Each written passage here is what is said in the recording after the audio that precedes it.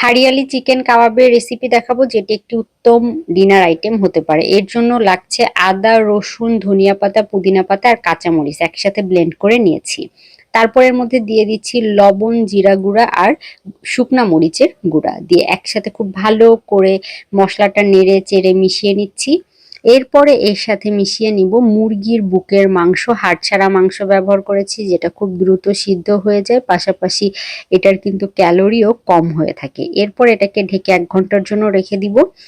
1 ঘন্টা হয়ে গেলে এর সাথে টক দই দিয়ে আবার নেড়ে চেড়ে 1 চা চামচ তেল দিয়ে কিন্তু আমি এই পুরো সবগুলো মাংস যেগুলো ছিল সবগুলো কিন্তু রান্না করে নিয়েছি। খুবই কম তেল লাগে, খেতে অসাধারণ মজা লাগে, আমার তো খুবই পছন্দ।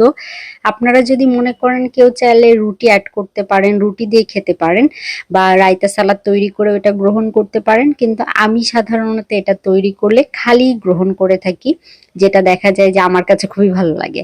আশা করি আপনারা খুব সহজেই এই রেসিপিটা যেটা আমি দেখালাম বাসায় তৈরি করে উপভোগ করবেন, খেতে কিন্তু অসাধারণ লাগে। সবাই ভালো থাকবেন, সুস্থ থাকবেন, শুভরাত্রি।